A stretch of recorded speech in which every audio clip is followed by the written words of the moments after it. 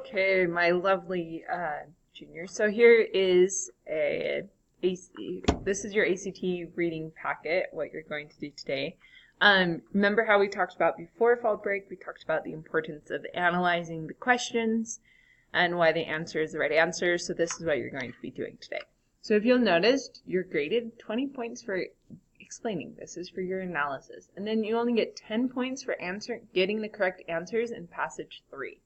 It's because I gave you the answers for passage 1. The second passage, the sub has the answers. So after you do that second passage, you can get the answers from the sub. And then the third passage is on your own. And you do get a grade for the third passage. So the hope is that by the time you get to the third passage, you've gotten used to this strategy, you've gotten used to analyzing, and you're able to get the correct answers. Also, please try to finish today. If you don't finish today, maybe you could finish next time if there's time left over after doing the ACT English prep stuff. But if not, if you don't finish, this is homework, so don't forget about it. Okay, so I'm going to do the first passage. I'm just kind of going to read it, and I'm going to annotate it. So if you're still a little stuck on annotation or what to mark up in an ACT reading passage, you can just do this with me. So, this is a social science passage. So I'm actually going to read the entire thing. I'm not going to do any speed reading techniques or anything. It mentions that the Sargasso Sea is a part of the northern Atlantic Ocean. Sometimes those things might be important, so I underlined it.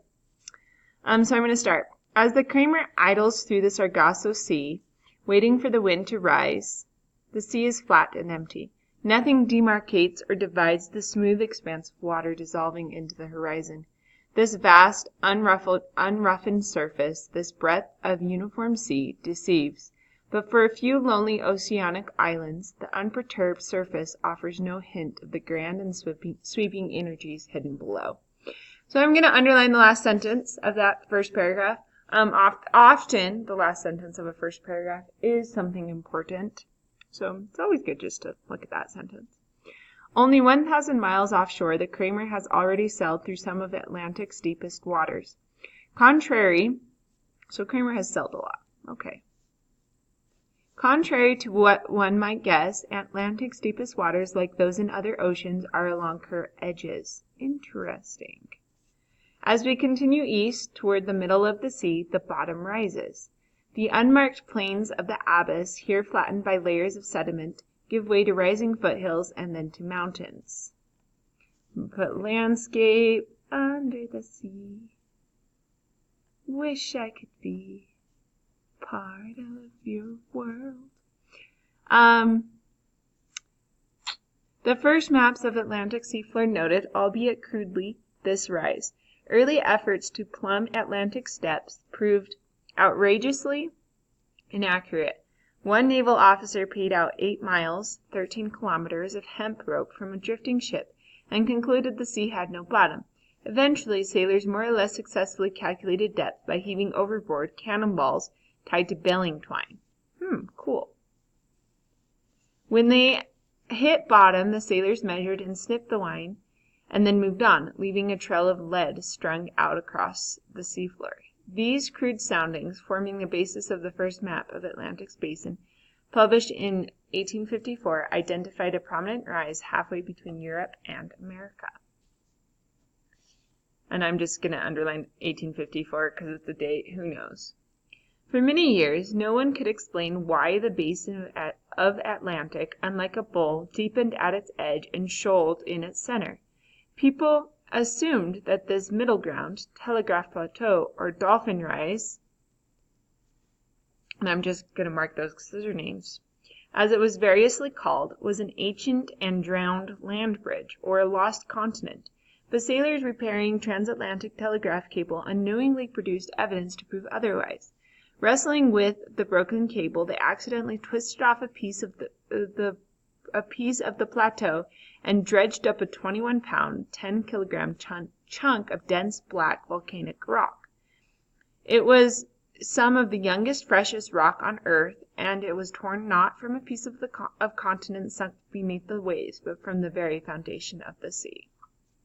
New rock. I'm just going to write that right there. It's just a little reminder of what the paragraph's about. Today, highly sophisticated sound waves bring the hazy images of those early soundings into sharp focus, revealing that one of the largest and most salient geographic features on the planet lies on the floor of the ocean. Hidden beneath the waves is an immense submerged mountain range, the backbone of the sea, more extensive, rugged, and imposing than the Andes, Rockies, or Himalayas. It covers almost as much of Earth's surface as the dry land of continents. Winding like the seam of a baseball, it circles the planet in a long, sinuous path, running the entire length of the Atlantic, slashing the basin neatly in two. Its mountains are stark and black as the sea itself, lit only at their peaks by a thin, patchy covering of white, the skeletal remains of tiny microscopic animals that once lived at the surface. Peaks as high as Mount St. Helens sit in a watery world of blackness, more than a mile below the surface, beyond the reach of light, beyond the sight of settlers. I'm going to just go back over here. And that paragraph was about a submerged mountain range. I'm just going to underline that. Backbone of the sea. It winds. So sometimes if you don't know what to underline, just underline something that seems to identify what the paragraph is about. Just a couple keywords. A great valley, eclipsing any comparable feature on dry land, runs through these mountains. Arizona's Grand Canyon, one of Earth's most spectacular places, extends for about 280 miles. A lesser-known canyon of similar depth but considerably greater length lies hidden in the mountains of the ridge.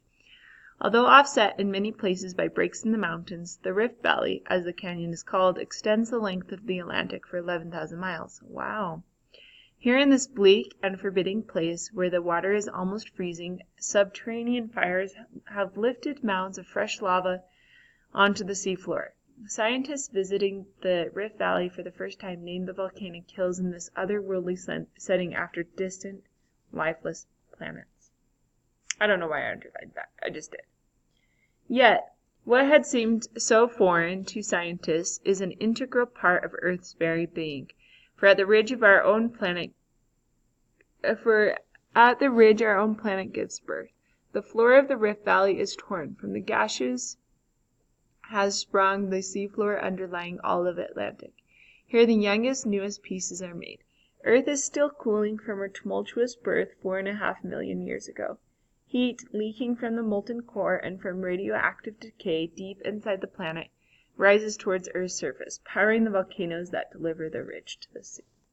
Okay, so some of you might think, oh man, if I went through and I underlined everything I thought important, I would underline the entire thing.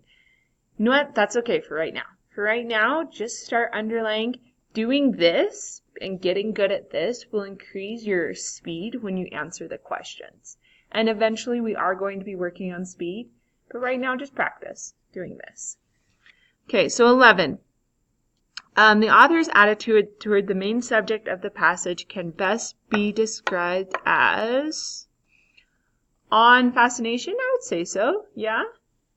So just because I think A is right doesn't mean I shouldn't read the rest of the questions. Disbelief and cynicism? No. Amusement and nostalgia? No, it's not homesick. Boredom and indifference? No, definitely not. So that's A. So now, here's part of your assignment for the first passage. So you come back over here and you write A is a correct answer because the author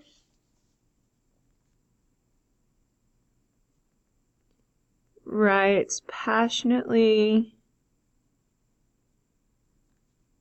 about the underground volcano and is very descriptive. For example, he or she says, then I might come back over here, find some keywords. grand and sweeping energies.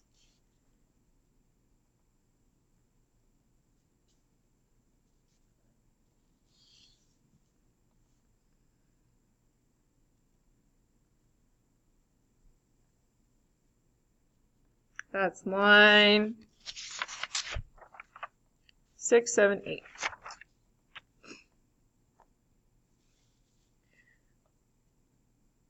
Someone who's not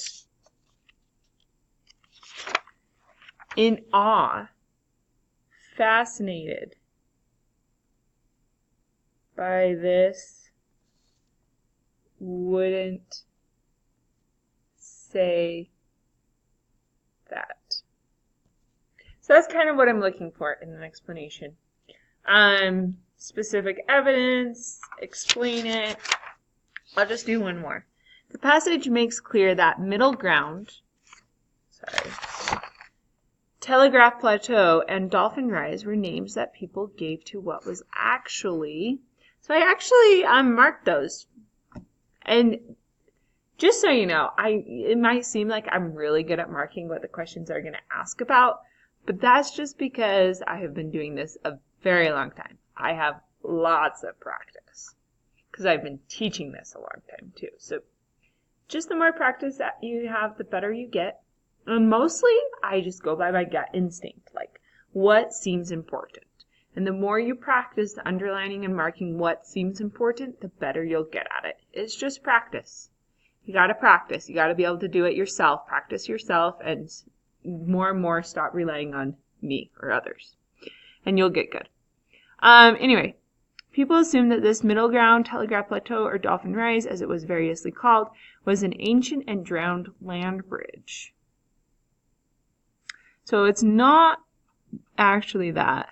But then it keeps on going, and the telegraph people actually realized that it was the foundation of the sea, and then keeping on going. Today, highly sophisticated sound waves bring the hazy images of those early soundings into sharp focus, revealing that one of the largest and most salient geographic features on the planet lies on the floor of the ocean. Hidden beneath the waves is an immense submerged mountain range. So that is what they're naming right there. So it would be J. So back over here, J is a correct answer because those names are referring to what was eventually discovered to be an immense submerged mountain range. Immense submerged mountain range. That's line 49. The other answers are referring to what people thought, not what it actually was. Okay, so those are two examples. Feel free to use some of them and then work on the rest on your own. Hopefully you enjoyed this video and you didn't miss me, and this is a good explanation. I'm also going to put this video on Canvas so you can pull it up on Canvas and see it. This video will be in Canvas. You just need to go to Canvas and then log in, and then it will show up. Okay? So hopefully you enjoyed the video, and that is everything. Thank you. And more videos to come next time. See you in video on Thursday.